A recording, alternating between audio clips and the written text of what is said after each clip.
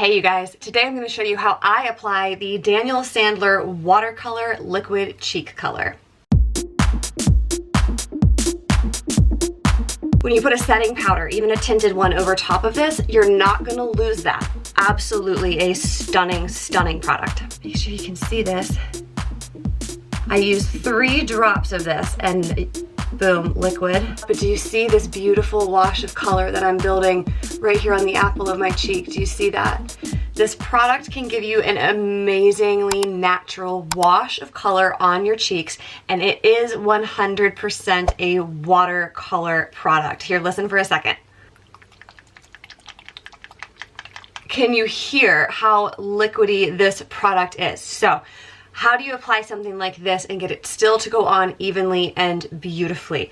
I use this brush. This is the ELF small stipple brush. A stipple brush is just gonna have a variation in bristles, so it's thicker at the bottom, and then at the top you have these very feather light, super loose, not densely packed. You see that there? Bristles at the top, and the reason for that is that it'll pick up a very liquidy product without absorbing it too much. So you can pick it up and then apply it. So the way that I have been doing this is I give it a good shake to mix it up, and when I put this on the back of my hand, you will be able to see how fluid this product is. So I'm not going to do the foundation thing because it will literally run down the back of my hand the way that I do my consistency tests for foundation, but make sure you can see this.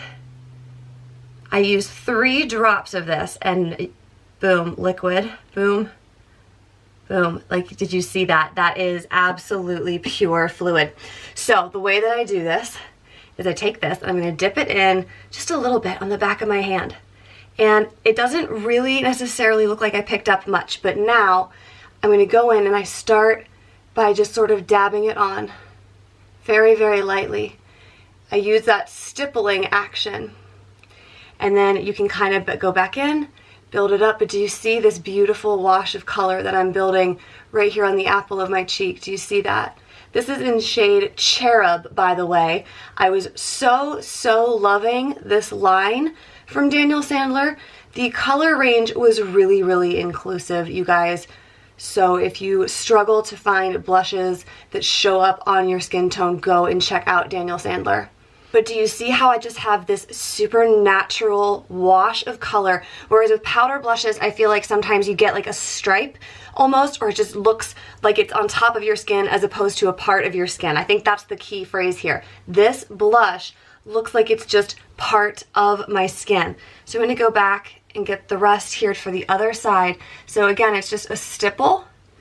And then because you have these really loosely packed bristles on your stipple brush, you can kind of very lightly, I'm not pressing at all, very lightly into a circular motion to push it out and up if you like, and kind of feather out the edges if by chance you do find that your central application is just a little bit too dense.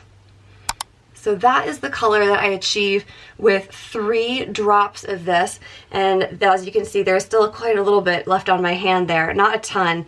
So if you like, you can also just take it up elsewhere.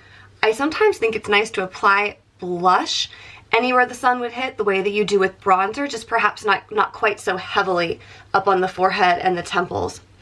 But that is the product. It's a very quick and easy video, but I had never heard of Daniel Sandler before, and I like liquid pigmented blushes.